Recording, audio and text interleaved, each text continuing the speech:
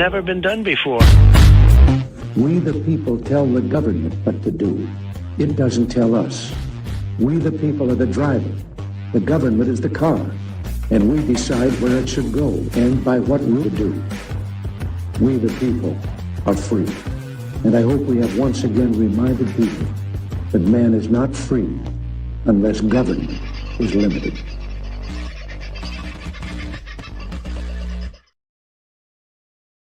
Well, g'day, folks. How are ya? How are ya? How are ya? Friday. Thank the Lord for that. It's been a 24 hours I could have done without, to be honest, but it is what it is. How's your day going? I trust if you're in the southeast corner, you managed to stay out of the rain that we've had today. So there was some absolutely teeming rain on the roads this afternoon. I was called out to go and do a couple of different jobs. And I wound up on the north side of Brisbane, and on the way back, the rain absolutely teeming to a point where many people were pulling over. It was just too much for them to see through. Not for me. Plowed on, got new windscreen wipers. We did all right and got home safely, thank the Lord. But yeah, been an interesting 24 hours. And joining us tonight to explain his last 24 hours, the waving wonder himself. How are you, buddy? G'day all, how are you? Your last 24 hours has been very busy talking with people, left, right. You're ploughing your way through the South Australian candidates. And I mean that in a purely interviewing type sense. Oh, good. You mean I didn't get the tractor out? Actually, the latest person I spoke to is Rebecca Hewitt, who was kind enough to come on. She's number 3 on the Senate for One Nation here in South Australia. And Roger that. She raised some interesting facts that we'll get into later tonight. But ploughing probably is not relative. I mean, I've got a couple more interviews lined up, but it's very hard to get the candidates. They're all out and about doing their stuff. So that's something that's very difficult to do, but I'm hoping that we're starting to make a difference and let people see what's going on. All we can do. That's one part. The other part was that last night at the My Place event, I did lower house preferential voting. Oh, I bet people were glued to their chair with that, mate. Well, they were, because I put glue on the chairs. That's the spirit. Unlike the Labor Party, who just puts it on the ballots. That was a joke. Yeah. So. Yeah. No, well, it's actually funny because we lost one ballot in the mix and eventually found it again. So it's quite funny to watch. You'll have to was it found underneath the Labor representative's chair? No, it was just mixed in with the wrong pile. It's like two papers stuck together. It can happen, and there's a good explanation as why and whatever. How good that you had a scrutineer there to catch it. I did, but they missed it. Yeah. Oh, we figured it out when we got to the end of our papers, because once we laid out the first count, we knew we were one short because there should have been a set number, but we were one number short on that number. So we knew we'd missed one somewhere. And like in real life, if it had been a real life situation in the polling booth, they would have had to go back through every single paper to find that missing one. We didn't do that because otherwise it would have taken another hour. So effectively, we did that. The photography, I did 2 cameras positioning shot, and it wasn't until I started watching back the video you get to see the back ass end of me with half of my head in part of it, because it wasn't properly lined up on the speaker. It was more concentrating on the whiteboard in the back. I'll teach you about cropping. We'll be able to take your head out of it. Right, I can crop myself right out of it, but that's no. It's a production by an amateur, so let it go. It is what it is. So it is what generally, it is. Generally very well received. And did people were they aware of how this worked, or did you get pushback again? Oh no, Vince, I think you've got that wrong. I've been voting all my life and I haven't figured it like that. Or were they genuinely interested? Yeah, so we got another session happening tomorrow afternoon at Shearers Hall here in Manham. I'm doing a second one. And hopefully that one's not going to be recorded because I've already done the major. I just got to trim it all together tonight. So last night's was sort of a trial run. Most of our My Place crew and a couple of other people that came and visited. And yeah, they were quite impressed because of the way it was done. They thought that it explained it really well. So, yeah, and also how the preferences can make and break an election, right? So, yeah, I think it went well. And I think hopefully the video will get out there. It's sort of a tofu field without the marbles. Yeah. Yeah, and a lot less air. Right. So yeah, so we're Very just nice. we're gonna work on that. But I want to say hi to Sandy from the Donkey Sanctuary, the Good Samaritan Donkey Sanctuary. She's maybe back with us. She was off going cooking tea. Whatever she's cooking, it will be soft because Sandy's lips are going through a bit of a hard time at the moment, and it's got nothing to do with Baz, I'll be honest. This time, she has a skin cancer here. Right in the middle of a bloody lip, or I don't know if it's a skin cancer. Certainly, they've biopsied it for that particular reason. Now, she sent me a note the other day and a picture, but I won't show you the picture because it's around tea time and people might get a little. But sorry, Sandy, it's not that bad. But she's wondering whether or not there are any remedies that she hasn't been made aware of. Now, they're obviously going through the motions at the moment to find out through the biopsy whether this is a spreader or a sticker. Let's pray that it's just something quite benign. But please put Sandy in your prayers for this. She should know further next week. But there are some oils, black seed oil I've heard about. And I think Sandy has some of that. There are a couple of other oils that people are using to treat those sorts of skin spots. If you have any suggestions, throw them up in the chat here, or please email me, carl@vofhq.com, and I will send that through to Sandy ASAP. It's just such a bugger, but it's something that we all have to be very aware of, and I guess particularly for folks who are working outside on the land. You're always out there. Your skin's being dried out by the elements. You're in the sun, even if you've got the hat on. And I know Sandy does wear a hat, but not all day, every day, occasionally, or, shit happens. So keep yourself covered. Wear the hat, I guess. And if you have any other ideas, mute my phone. Horse paste. Yes, I think we might be trying a bit of horse paste. Apricot seeds also mentioned there, but be careful because they're full of arsenic. So that one's got a caution with it. Yes, you've got to be very careful with those sorts of things. And at the moment, I reckon it's probably going to be topical rather than an internal kind of a thing. So if you've got any thoughts or ideas on that, please pass them along. We would love you to do so. And you could also help the Donkey Sanctuary out by buying a ticket in our lottery, which is just grinding along. $2. Grinding? I wouldn't call it grinding, Carl. More like if we had a snail, the snail's won by 5 furlongs. Yeah, not going well. All right, so $2 is all the ticket costs. You can buy up to 20 of them. It'll really help. And what we do is we split the money with the wonderful folks at the Good Samaritan Donkey Sanctuary, and hopefully can help buy a small amount of hay or get one hoof cleaned when the vet turns up next time round. So every little bit helps. So if you can help contribute, we really would appreciate that. Rachel, hope you're going okay. She hasn't been around for a while, she said in the chat, but I've been getting pictures, and looks like you and the hound are doing pretty well at the moment. Life, the universe, and everything is kicking along. I've had some people contact me regarding the cruise. I saw what they're there. So as far as I'm aware, you can still get tickets on the cruise. It's May 4 to May 8. It leaves from Brisbane. It goes to Airlie Beach and comes back again. I think the boat is called the Carnival Encounter.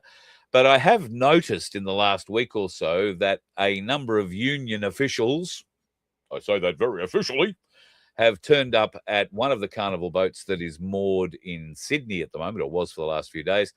They've been trying to get on board to see the working conditions of their members.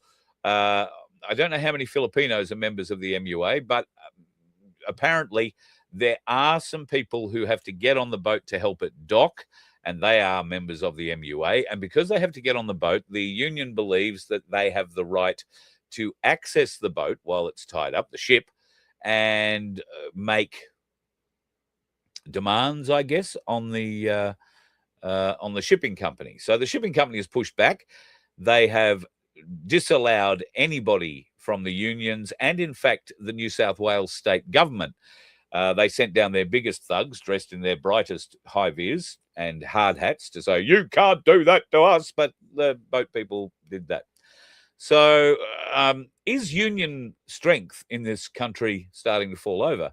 The MUA is part of the CFMEU, after all, one of, if not the most talked about unions in the country, and they don't seem to be able to hold enough sway to get onto the boat. What about untying the boat? What about the tug operators? What about everybody else involved in supplying the boat? I would have thought if these blokes really wanted to exercise their power, they would be stopping that sort of trade, anything getting onto the boat and stopping it being untied. Their members obviously wouldn't go onto the boat to do what they had to do. And the legalities, I guess, of being able to berth in Sydney in Australia is that you use some Australian workers for something. So I don't know. What do you think? Are we going to get on our cruise, Vince? Not that you're coming, but are we going to get on it, or are we going to be waiting for somebody to untie us at the dock? Well, you might have to be untied at the docks and try and float your way up there. You might not have any diesel to do it with, mate. And just to answer your quick question, which was this one, it's 50 chains. There you 50 chains in a furlong. How long's a chain? No, 50 chains in 5 furlongs. 10 chains to a furlong. So how long's a chain? The chain, 22 yards from memory. Cricket pitch. Yeah, I think so. I think a cricket pitch is 1 chain. Right, there you go. Don't quote me on that, but that's from memory. I had to pull that part out. The other part I looked up. I cheated. So right, and also please remember, like and subscribe. The more you subscribe, the more this gets out to people. So please do so, because Aussie Sue's there. Carl was blocked. Now, I'm not saying is Wapner saying I was blocked on Pornhub for extreme content, or that he has been blocked? Well, it might be both. It has to be both, because how would he know you were there in the first place? I've never been there, and I can honestly say that hand on heart. I have never been to Pornhub ever. This is us I'm not into that. Trying to get Carl in trouble here. Okay, I've never been into that kind of thing for whatever reason. I mean, it probably explains why I don't get too many girlfriends either. But you got to be out there looking, I suppose. That helps. And the ones I tend to find, I've got to go and put in hospital. That's another story. All right. Not for anything I've done. Let's just jump back to Rebecca Hewitt, our One Nation candidate. Yeah, sure. Yep. So that interview went for about the 30-minute interview went for about 50 minutes, all right, which has just been put up. And if you're looking for that, guys, you can find a direct link to all of the interviews. Hang on, I've got to get on the right screen here. On this list, these are all the candidates in South Australia, right? And I've reached out to a few, haven't been able to contact some, but they're all laid out here. And there's our first senator from United Voice, Mark Aldridge. So got a chance to have an interview with him. And interestingly enough, I need to refresh a page because your new one's not showing up. Show that one. Very good. All right, so that's the one from today from Rebecca Hewitt, and me with my mouth wide open after she told me a couple of facts. One of those facts, which I will repeat very shortly, but this is the people that we've managed to interview. So we've got Angela Rojas from Fair Go, Serious Fair Go. Very interesting conversation, that one. And the One Nation people seem to be the ones who were prepared to talk more than anybody else. I've got zero reply from Labor. Not that I would expect that. Even my mayor is ducking me, so she's in trouble. And we did get one from one Liberal Party, and we've got a couple coming from the Australian Voice, etc. So if you want an easy, quick fix to go watch them, go to our fbnmedia.online website, and it's on the front page. Now, what Rebecca Hewitt brought up today was exceptionally interesting. She is a seventh generation farmer. Right. So her family's been on the farm for 7 generations. She informed me today that with all the solar panel and the wind farms and bits and pieces, that I suppose we should preface that. Do people understand what a pick form is? If you don't, a pick form is the animal passport, as Carl puts it, right? Which means that whenever your cow or sheep goes somewhere, where your livestock goes somewhere, that gets all tracked, right? And that goes all the way right up to when it goes to sale markets for sale, etc. So she informed me that on the pick forms nowadays, when you're sending a cow to market, if that cow has been grazing around solar panels or wind farms, you need to mark it on the pick form. And then at the sale yards, you get a lesser price for that animal than if it was free range grazing away from solar and wind farms. One has to ask the question now, why? Why would they get a lesser price? What the is going on here? Sorry, what the is going on here? It's like I haven't seen Pete from Pinaroo, and he doesn't really raise too much beef. I mean, he's got rumpy and sirloin, but they're raised for personal use. Yeah. And I don't think, well, I know that Pete doesn't have any solar or wind on his property. But if they're doing solar and wind, wouldn't they also be doing this with the high tension power lines, high tensile power lines? High voltage power lines is probably what the words I'm trying to say here. They haven't, no, but it's interesting that they are. So does that mean that there's more energy being dissipated out of those particular areas in A, vibration for wind farms, and B, solar panels are pushing out way more EMF than we know, especially the big solar farms? So, and thank you, Black Sheep.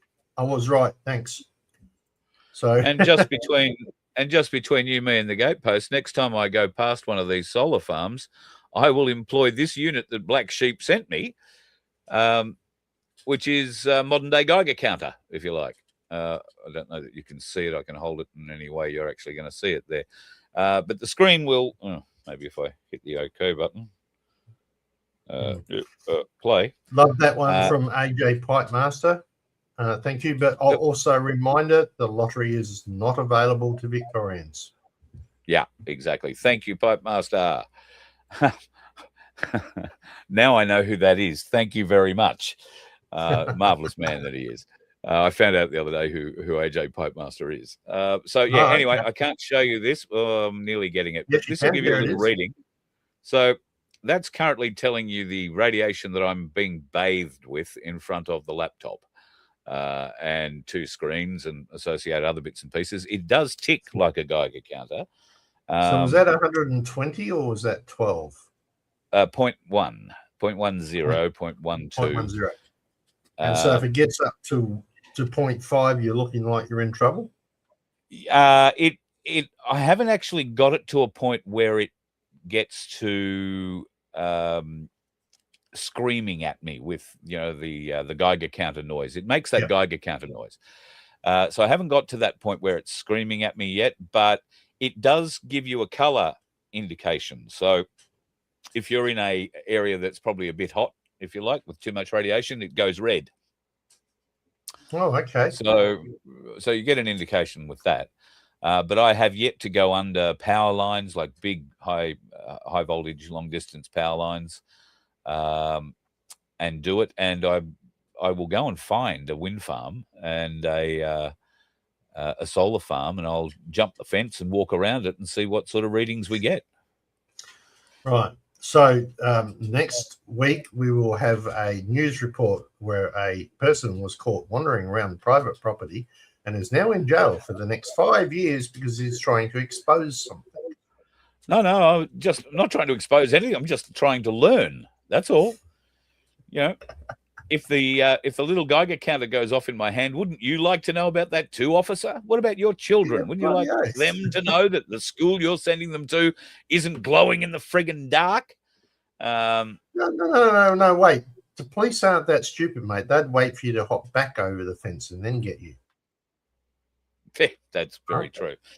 Adi, you bring up a very good point. Canavan is kicking own goal after own goal at the moment. I am of the same opinion. He's attacking One Nation, which is, look, at best, poor form, at worst, boring, useless. It makes you look insipid and weak. Not totally useless. It's helping One Nation. Well, that's true. That's true. I guess he feels that the best the Nationals can do is steal votes from One Nation and try and recover the coalition support that way. Whereas he would do much better to focus on the Labor assholes and the Liberals, trying to hold them honest from inside that coalition he now leads half of. What do you think? Yep. At this stage, I think they'd be much better trying. They're not going to come back from this in a hurry. There's no way I can see that they're going to come back from this in a hurry, which means that probably, this is just my personal opinion, that One Nation will become the opposition at least. I'm hoping for a lot more personally, even though I'm supposed to be taking totally unbiased when I'm doing all my interviews, and I try to stay that way. But in this situation, if One Nation, so they need to learn to negotiate with One Nation if they want to have any sort of a semblance of the ability to do anything or pass anything in the future. We're still 2 years away from any, major federal election. Yes, we do have, we're days away from the South Australian election, and we are months away from the Victorian state election. So a lot can change. Now, we've got, along with the two state elections, we also have the by-election for Farrer, which is coming up in the next week or two as well. That looks at the moment like the new bloke for One Nation that they've put forward for that seat out of Jerilderie, and he's a fellow who's had a lot to do with the irrigation requirements of that area over many, many years. He's been a landowner, business owner, so he's actually done shit in the community, and he's highly respected in it. So One Nation have really got themselves a top-line candidate to replace the white lady funeral director that has now gone back to her original calling somewhere in the Albury area. You still haven't given that up. I love that. The only reason is I can't remember her name. And Susan you would think, Lay. I mean, how you can you forget Lay? Like, she just laid down and died, effectively. She just lay over and let Labor walk all over her. Yeah. Yeah, that too. Now that we've got that in my head, I'll never forget it. But yeah, I genuinely don't remember her name. So, and that is in and of itself a very telling factor as to why she's no longer leader of the Liberal Party, or in fact in it, because like me, many people found her forgettable. If she'd had have come out and done something that was memorable, rather than just fall in line behind the Labor sycophants and nod her head and agree with them and then stand up in front of us and tell lies, because that's whether she knew she was telling lies or not is irrelevant. The perception of everything that came out of her mouth was it was untrustworthy. As untrustworthy as the government she so willingly was supporting in opposition. So I would like to see Canavan and Angus, what's his name, come out and start really pulling the votes away from Labor, rather than trying to drag down the One Nation vote. Sure, over the next couple of years, they will be able to claw back people from the polls, people who've said, oh, yeah, I'm going to vote for One Nation next time round. Well, it's a long way between here and the federal polling booths. And I've seen polls in the morning on polling day that say, yeah, I'm going to vote for so-and-so and so-and-so. And I've seen the results at the end of the day where so-and-so and so-and-so didn't get anywhere near the level of support they were supposedly going to get. People will tell lies because they don't want confrontation. So if you go to a pollster at somewhere and say, oh, who are you going to vote for? They'll look around and see, oh, the Labor guy or the Liberal sign over there. They'll very rarely tell you who they're actually voting for. But I can tell you the One Nation voters will. And now they've got to contest with Clive Palmer as well. Clive's new day or new dawn or new bloody waste of time. Yeah. At least he's standing for one seat. This is three elections now, and every election it's been a different party. That speaks I think it's been 4 elections. There was the United Australia Party, there was the Palmer United Australian Party, there was the Trumpet of Patriots, and now there's this new day, new whatever it is. I haven't even heard what it's called yet. I'm not sure that it may not have had a name change as such, but he's calling it the new something starting with D. It's going to have zero effect in South Australia because it's already way too late. As a point of interest, I don't know if it's going to show. It's not, doesn't matter, that's good. I actually have a Liberal how to vote card here that's been sent out. Oh, yeah. Right. And I thought, and this is just specifically for my area in Hammond, but I thought it was very interesting to have a look because I just jumped on because every One Nation how to vote card that I have seen so far just has one written on it for the One Nation candidate. And then a message saying, please make sure you fill out all the other boxes because if you don't, your vote doesn't count. But this was interesting. So obviously our Liberal guy is putting himself first. The next person that he picks for his number 2, right? The Labor guy. It's the independent, right? That's right. One of the very strong independents that's running here. Number 3 is One Nation. Wow. I nearly fell over backwards. I honestly expected. And apparently, according to him, he didn't pick this.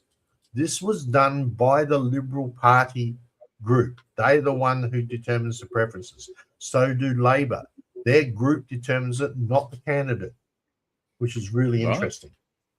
So, and that is, if you want to find that as evidence, you can find that on the whole forum, which is also on the FBN channel, for the Hammond Forum, where they had 8 of the candidates speaking there. And you've got to go watch it. You've just got to love the Greens lady. She's brilliant, right? She's really good. I saw something, a post came up after this event in Murray Bridge the other night that said the Greens candidate looked like she just come in from the bush and was using chewing tobacco all night. Well, I've got to be nice because I've actually got her address. I've got to email her for an interview. So, she had some interesting things to say, and it's worth listening to it. That's very good. How good, non-political or partial is that?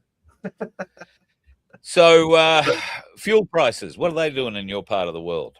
We're actually stuck at $2.19 for unleaded and about $2.35, I think it is, for diesel at the moment.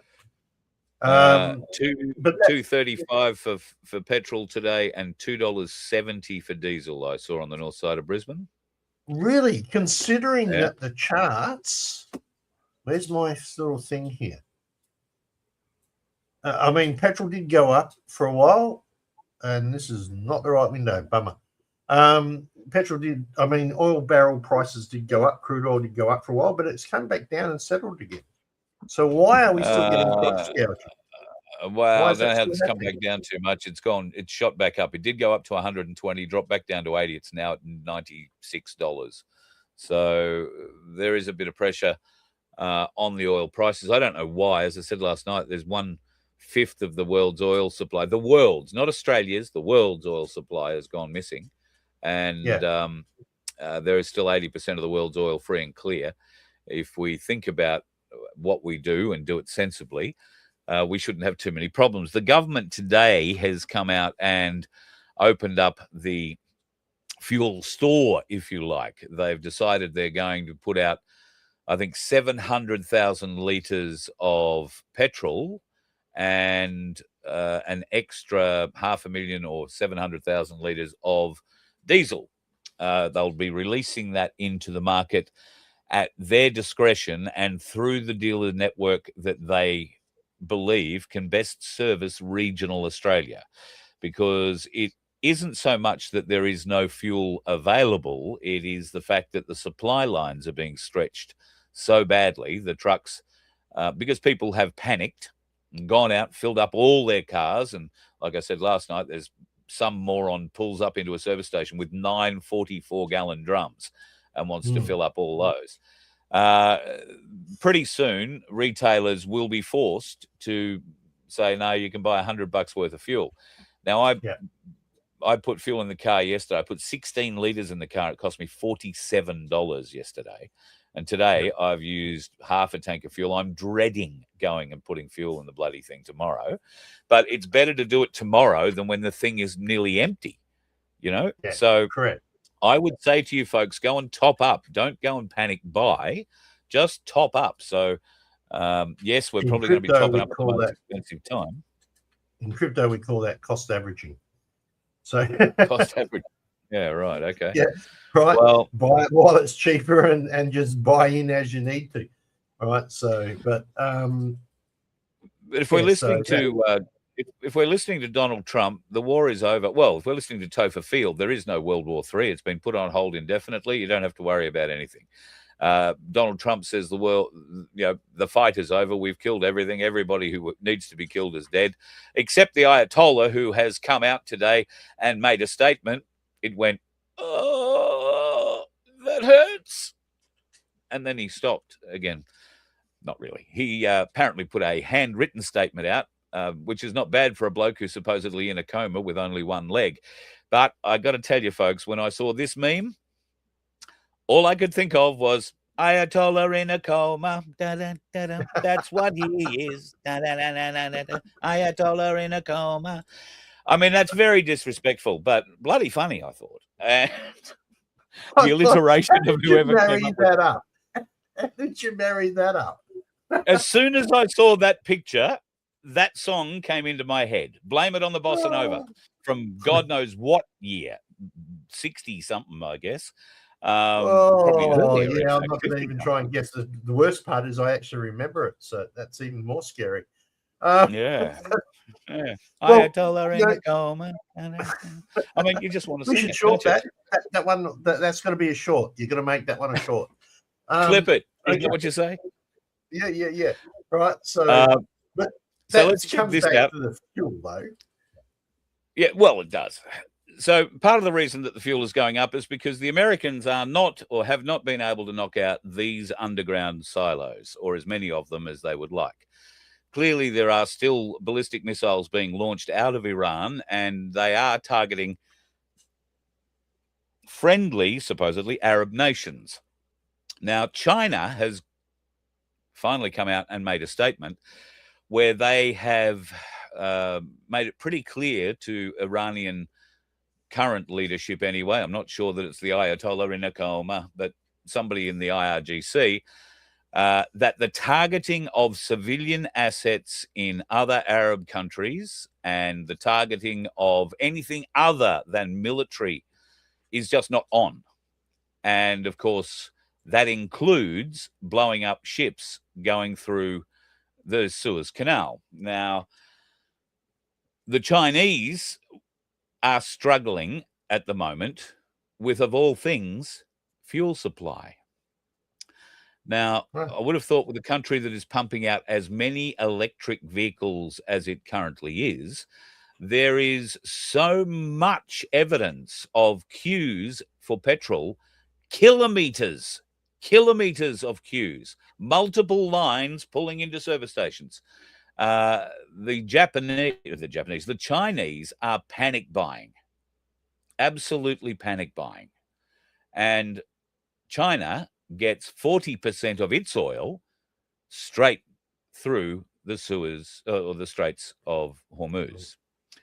Okay. So it is not in China's interests to have Iran blowing up ships in anywhere in the Gulf or in that area. So they are starting to exert some pressure on the IRGC to say, no. Don't be firing anything off at the ships, because if the oil stops, China's help stops. And you might find that Russia's does as well after that. And then where are you going to be? I believe that it's already stopped, because all they would give him is moral support, remember? Yeah, that and satellite tracking data and targeting data and a few other little bits and pieces. But yeah. So for those that aren't aware, it's been reported that a Thai-flagged bulk cargo ship was hit by projectiles and burst into flames. It was the engine room that was targeted by these projectiles, and there are 3 people presumed dead, I think, working in the engine room at the time. Now, yes, there was a bit of a fire, but what that has in fact done today is it has fired up the Thai government to a point where they have fired off they called the Iranian ambassador in and gave him a very stern talking to, and gave him a letter that basically said, we are now active participants. We will come to the aid of anybody who needs it in that area. If you continue to fire on Thai registered or anybody else who's going through there, we will be part of whatever happens to keep shipping safe. So now Thailand have made a very strong statement. Don't go blowing up our bloody bulk carriers. We've done nothing. And we'll see what happens. Also, the 2 oil carriers, which were blown up, parked side by side, which I have to tell you, folks, is not exactly what you would call good practice.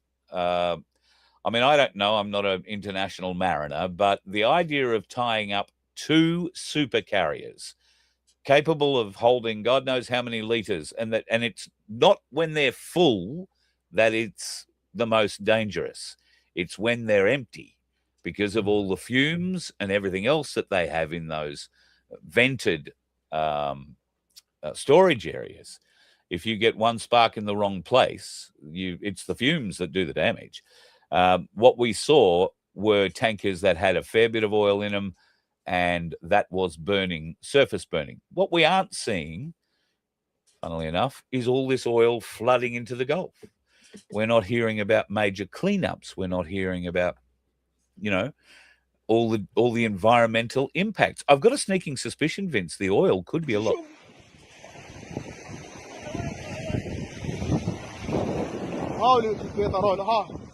عاملك دراهم من بلادنا ما يروحوا شو لي مليار راهم يتفردوا ولا هنا هذا ما قدروش يخدموه ولا وشنو.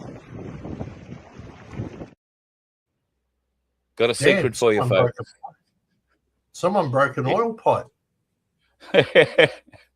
Yeah. So AI, folks, that's how good it is. But they would have you believe that the oil is just under the surface of the sand. And why is it AI? Well, if it was just under the surface of the sand and it was flooding out like that, how long do you think it would take to fill up that little bowl that it was flooding into and make it to the sea? Do you think it would happen before they could put some sort of oil infrastructure and cap it and make it a well? How would you cap it, right? How would you cap it? How would you cap it? Yeah. And if you have a look behind it, the oil that is on the high side of the hole isn't rolling down. It's just it's just a black lake. So there is so much AI now. It's like, what? Hang on, what's this crunchy translation, please? Translation for what? What they're saying. Oh, in the video. Holy shit, I'm rich. There you go. That's probably about it. Quite possible. Anyway, back to this for a moment. As you can see, the way that the Iranians have dug these things in, and this may not quite be to scale because we're led to believe that some of these storage facilities are up to 500 meters below solid granite, and they've basically put mountains on top of them. The Americans and the Israelis, though, are as good as any Luke Skywalker X-fighter pilot, and have been able to put their missiles down the venting holes and into the... Anyway, whenever they're finding them, they're apparently blowing them up. Except Iran is now getting a bit smart and sending back their own messages. Vaccine for pedophiles, made in Iran. Now, that's the kind of projectile that went through the arse end of the Thai boat, just between you, me, and the gatepost. But it's not lost on me that the Iranians may have a sense of humor on their missiles as well. Although, Very decent. AI that, but anyway. Well, they might have too. Somebody may have AI'd this. I don't know how much truth there is, but given, we've been talking about fuel prices, and the government has decided to release about 2 days extra worth of fuel. That's what's coming out of this great reserve of fuel. About 2 days, hundreds of thousands of litres of fuel, but it's about 2 days worth of national fuel usage. And none of it is being directed, as far as I'm aware, to major infrastructure like the trucking and transport of food. There is talk that there is going to be some sort of allocations purely for farmers, but farmers will have to prove that they're going to be cropping or seeding, and if they're going to be seeding, they're going to need fertilizer and all those other sorts of things. All of this is coming into play. And as you said, there's going to be potentially a huge demand for diesel. Our diesel comes from Singapore. We shouldn't have too much trouble. We've supposedly got access to American fuel reserves. And this is the other thing. Americans are now saying, oh, gee, the price of fuel's going up.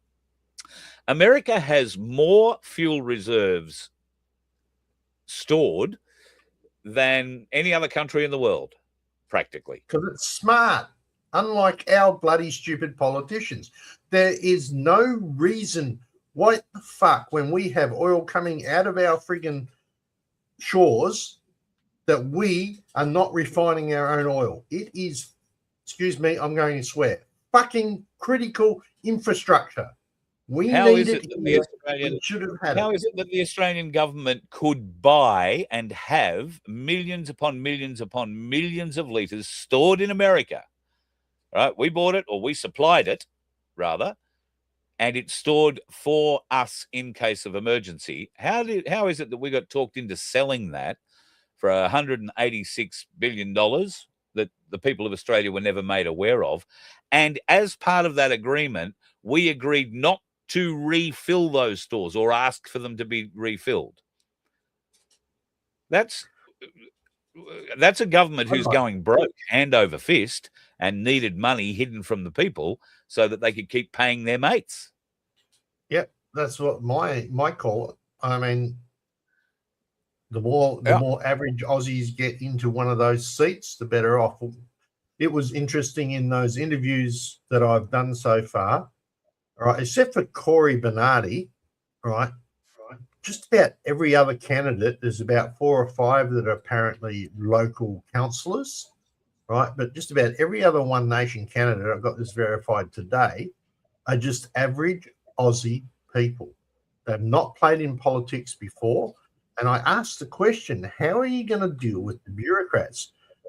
And I loved her answer. She says, we've got a secret weapon. It's called Corey Bernardi. He knows how to navigate those holes like a missile. Yeah. Yeah, Corey Bernardi studied how to obliterate bureaucrats at the very pinnacle of the sport at the UN. Yeah. When he became too hard for Turnbull to manage, Malcolm Turnbull to manage, Turnbull and his whole bunch of corrupt cronies engineered 3 months, I think it was, for Corey Bernardi to be taken out of the parliament, sent to New York, and where they, I have no doubt, tried very hard to wine and dine him, around to their way of thinking, and he came back and blew the whistle on them. Good luck to him. I hope it goes a long way. I'm a bit concerned about some of the advertising that's coming up in elections, and if it's South Australia is anything to go by, the Liberal Party are not spending a great deal on their commercial. We want KD Singh in upper house. Vote 1 for Liberals.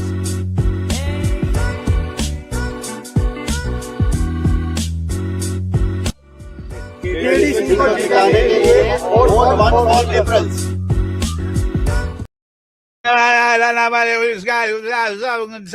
Thing difference. I don't know what Well, the hell they all said. Sorry, again. it was the accent, right? The accents mingled in. They didn't quite get it all synced, which is a bit of a shame. But yes, and that is a legit ad because that is KD Singh. He is a Liberal Party person. One of many. I think when I was listing out all of the candidates for the South Australian elections, there are 5 Singhs sitting in various spots throughout the election. 5 you want to get Singhs. the cricketer. Sorry? You want to get the cricketer. You don't want to be confused about that. Yeah, well, this is true. Maybe we could. Well, look, put it this way: when we do the politician versus the average Australian team, at least we know we're going to get a decent set of Indian cricketers. Well, there's an argument that the Australian cricket team is already fairly multicultural from a variety of countries, including European, where cricket was never part of the curriculum growing up. I think good luck to them, and I think it's wonderful that we have basically an entire Indian cricket team. I don't know why I was so surprised to find an entire Indian cricket team playing a suburban association cricket, but that will be happening all over Australia. I would hope that those Indian teams are incorporating a few Aussies into them because we are the best fast bowlers in the world. Yeah, well, that's true. That's very true indeed. Yeah. So you guys haven't learned to spin yet. That's an interesting ad, and it does make one question: just how many votes are there in relation to Indians that have immigrated to this country and become citizens? Yep. It would be just a very interesting statistic to look at. Not saying anything against the people. As you all know, my future son-in-law is Indian, so right. But I'd just be interested in the statistics. Mind you, he's a full-on Australian. He's been here since he was 3 years old. So look, I don't care if they've been here 3 years. At the end of the day, if you love Australia, if you've come to be part of what we do and our lifestyle, and you'd prefer that than having to dig a hole and shit in it behind whatever little tree in the back of downtown Delhi you come from, God love you. Welcome to the country. Be part of it. Be part of it. You bring something so rich and so wonderful, including the food. God, I love Indian food. But you're coming to our country. We want you to be. You came here for a reason, presumably, because you like us and you want to learn how to bowl and bat better than you do back home. We'd love to teach you. You're more than welcome. But there is a responsibility for that. And at the moment, I'm afraid, a lot of the people that come over here are going into the service industry, and some of them at the moment are the service station industry. And being in the service station industry at the moment is pretty bloody good business. So I would hope maybe what we need to do is organise some sponsorship from, I don't know, 7-Eleven or somewhere like that, and see whether or not we can't help grow the business, because they're probably doing it pretty tough at the moment, I would say. All the petrol station owners. You reckon? I'm sorry. Considering I'm being facetious. You're tongue in cheek. I'm sorry. Yes, I'm being facetious. I had a conversation with somebody today who felt that my feelings on the matter might be a bit strong when I suggested, again, that the heads of these companies, the president, the board, whoever makes the decision to say, right, we're putting the price up this much today, and then they ring the next petrol company, Ampol might ring BP. BP were the ones robbing people today, I'll be honest. They all collude. They all say, we're going to put our price up to this. And they've been caught doing it heaps and heaps and heaps of times. And I will allege that they are doing it again. They are doing nothing but profiteering off the back of Australians. They are using the fear that has been generated simply by putting the price up to make more money. Yeah. When we have no reason to have a run on our fuel services. There might be a reason to have a run on the banks, but there is no reason to have a run on our fuel systems and our fuel services at the moment. Yeah. Speaking of right. runs, I was talking Hang to on. Elaine Bullion today. Before you do, Crunchy Oh, 8 yeah. has asked, Vince, can you ask Pauline or someone close to her about Airbus Albanese? I don't know exactly how he wants to pronounce it, but we'll put her party in the hate group 1 year out. Mate, she's already aware of that. That's been brought up in multiple conversations. And secondly, they won't do that until it's like 3 months out, if they're going to do it at all, because they don't want to give them time to take it to the High Court and get it dismissed. So that's the trap. So if you want to, the more the word gets out that this is a plan that they can possibly use, the more we put that out and the more people learn that, the harder it's going to be for them to implement it. Okay, now we can go running to Ainsley. My segue to Ainsley. Beautiful, beautiful. Well done. Ainsley today had a very nice conversation with Michael. Michael Engerman, the CEO of Ainsley Bullion. Watch this space. There will be some new announcements from Ainsley coming out very shortly. I asked about supply. They are pretty much caught up on most of their big, sizable orders. In fact, anything a kilo and above now, I think, is pretty much caught up across the entire Ainsley business. There are some limitations still on smaller denominations, which would be half kilo, 10 ounce, 5 ounce, 1 ounce, 2 ounce. What are they and why is this so? So apparently what was decided by the refineries and the producers was that they would go through the orders and they would do massive runs of just one kind of bar.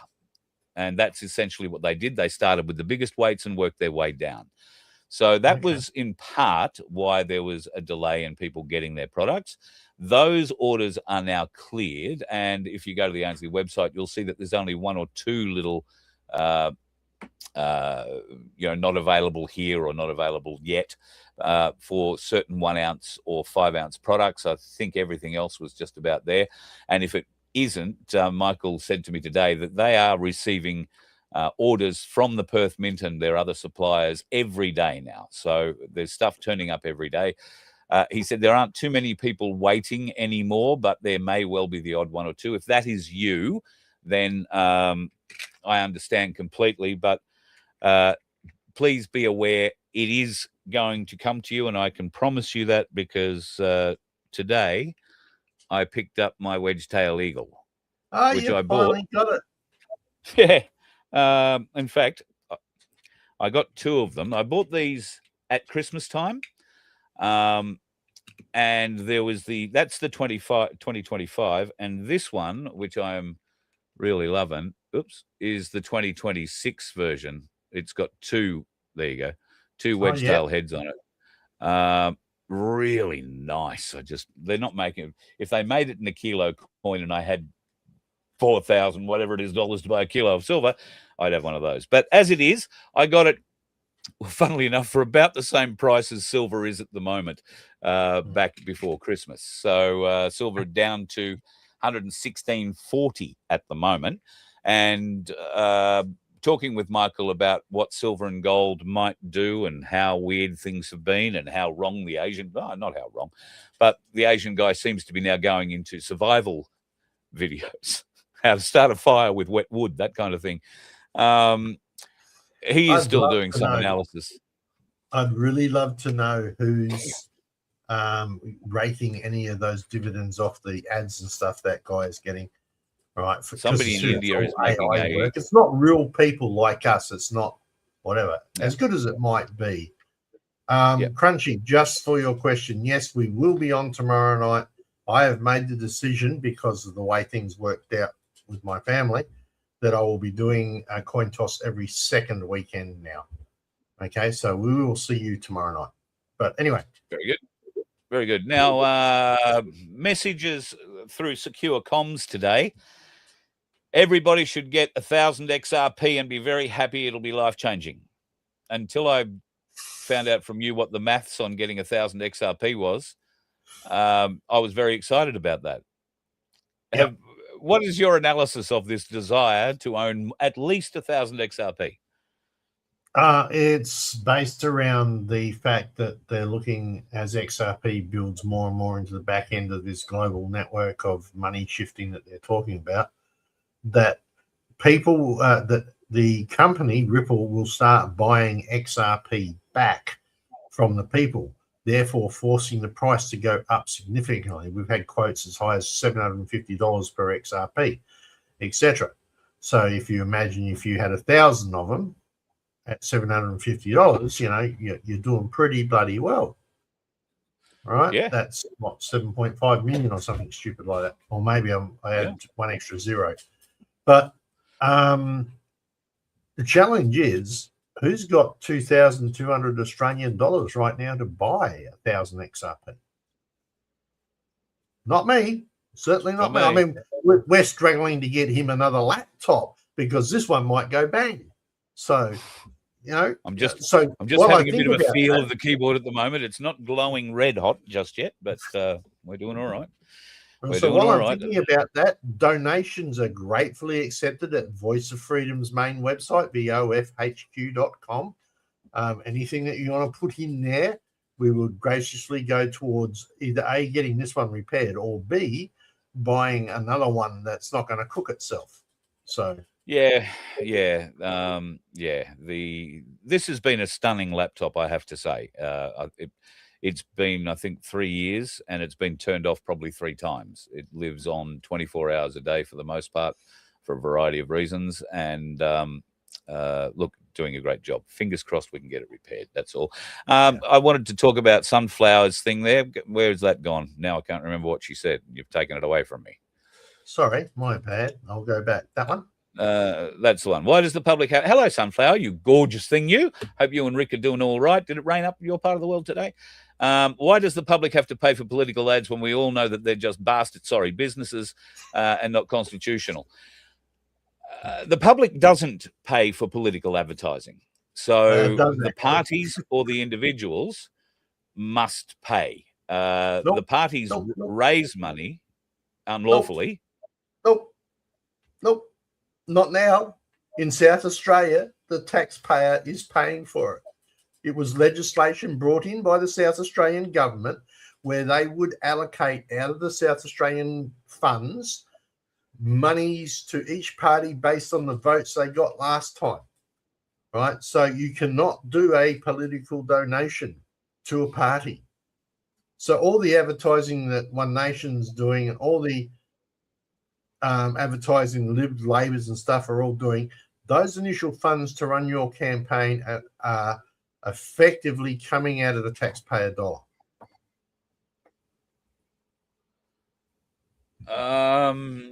This has to do with reaching the 4% threshold and the money they get back from each vote after that, which has gone up to $5 a vote now, can I point out? Is that where you're saying that money comes from? No, that's on top of. Right, so it's just using the bigger parties have got like something like $500,000 to spend, while smaller parties or new parties get fuck all basically to spend because they don't have a recorded vote count against them. It was a bill brought out by the Malinauskas government, and it personally sucks. I think it's going to be rolled out across all state governments. I wonder if Christopher Foley's done it here.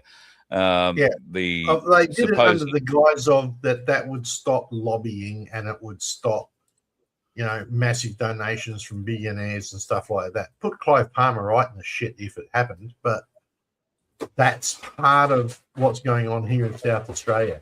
Sandy, you wonderful darling, but please, you've got donkeys to look after. You do. And thank you to Pipe Master, who's done the same. He's put $10 in too. So thank you so much. I can't scroll back up and find you. There you go. Really appreciate that, mate. Goes a long way, as you know.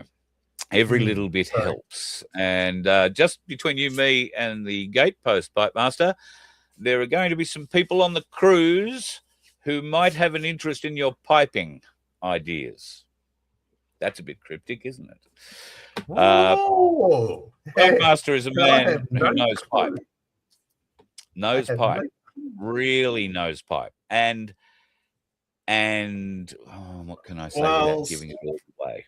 Look, if you are sick, if you were thinking about med beds, you know, we might be able to have a conversation about med beds. Apparently, they're already going to be released.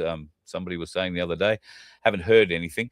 Now, I have been offered, and if I'd have thought about it, I probably could have done it today. I would have been closer. But I've got to go back to the north side of Brisbane to do this. But I have been offered a free session in a Tesla machine.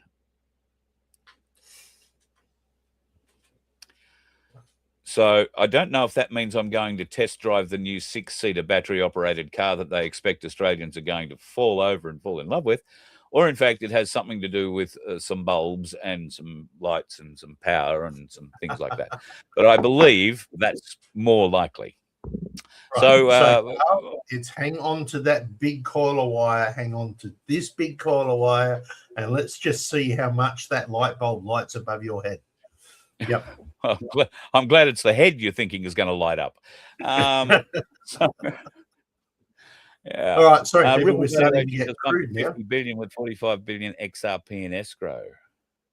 Yeah, I put that up because, as far as I understand, I don't think there's a maximum cap on XRP. I could be wrong. I'd have to relook that up. But yeah. Yes, Crunch, I will take the EMF reader with me. Thank you, mate. I'll make sure I keep whatever the Tesla things are at chest height, you know, radiate the boobs. Well, there was something else that popped into my mind, but then you made some joke and made me lose it. So thanks for that. Sorry, I do have these days. Yeah. All right. Merch. Turns out there's been some news on Desi Freeman. Sorry, what was that? I was just going to throw in the merch ad. Oh, right. And speaking of which, I do have I've got to send out to a couple of people who wish to sponsor the show, and we will get out our newest form to you very shortly, so you can have a look at that. But Absolutely. Please check out our merch. And that's what it was. I knew it had something to do with merch. We have had one order for a T-shirt for the cruise. Guys, if you are coming on the cruise, or if you know somebody is coming on the cruise, if you want a T-shirt that specifically denotes that I spent time with Carl on a cruise and threw him overboard. Oh, no, sorry, didn't mean that bit. Yeah. Please let us know with sizes, etc. Right? You can send an email to me, Vince, at vofhq.com, because Carl might miss it, right? And especially seeing he's getting thrown over. No, but or you're going to end up with a stubby holder. That's your choices. Yeah, could be a stubby holder, could be a mug, might be a sticker. I mean, you know, depends how much. and look, we may not even get off the dock, because if, like you say, they might get enough diesel to arrive in Brisbane, but not enough to leave. So we could be having a cruise right off the Hamilton Wharf. That'd be great fun. You know, that's right. They could get really smart, and instead of spending all that money that they would have spent on diesel, if they sold that or spent it as merch at our merch store, because these are such good quality T-shirts, they could sew them together and you could sail up there. You're right. You're right. They are very good quality T-shirts, and I've put them both through the wash. I'm very pleased with the way they came. It wasn't a hot wash, cold water wash, but very pleased with the way that they came through. No shrinkage. Yep. No shrinkage. All looking good. Yeah. No, very, very, very impressed. All right, my friend, we've pratted, we've nattered, and we have reached the end of our week. Thank you again for everything that you do for the Voice of Freedom and for FBN Media. We will endeavour to get the girls on FBN Media. They've mentioned last night that they did their show and have put it out. Unfortunately, for whatever reason, we didn't get it on our FBN channel just yet, but that will happen over the weekend. And would advise you to go and have a look. 4 wonderful women out of Victoria who are discussing issues that are affecting them and affect all of us on greater and lesser levels. It's well worthwhile having a look at. I listened to half of it today while I was on the road and thoroughly enjoyed it. So look forward to getting that up on the FBN channel. It's literally on that screen over there. I'm halfway through it right now, and it's Truth Talk Down Under, episode 1. So it's on the Rumble channel. We're hoping to put that up on the FBN channels as well. And there should, with any luck, be a link to this page, providing we can wrangle the girls to doing it. Yes. Do you ever try to? They are wonderful ladies. They are exceptionally wonderful ladies. Just trying to catch them because they're so damn busy. All right. Yeah, it's like herding cats. So, yeah, herding cats. Very difficult. I wasn't going to say that. I was being politically correct. Have you not learned anything yet, Carl? Mate, I was being politically correct when I said herding cats rather than making some kind of pussy joke. But seeing you've drawn me into it, wave goodbye. And that's it, folks. See, I try to do the best thing, and Vince drags it out of me. God love him. Hey, listen, you have yourselves a truly fabulous weekend. And if I could leave you with 2 thoughts for the weekend. The first one, as always, is please, please, please avoid the dickheads on the road. I saw so many of them today, some of them driving trucks, unfortunately. One in particular, and yes, he was of a certain flavour that you would hope wouldn't be driving a truck, but he was the outstanding dickhead of the day for me. So they are out there. Please avoid them. And the second thing I want to leave you with, and I want you to remember this all weekend, folks. Ayatollah in a coma. That's what he is. Da, da, da, da. Ayatollah in a coma. Da, da, da, da. You let one ant stand up to us, then they all might stand up.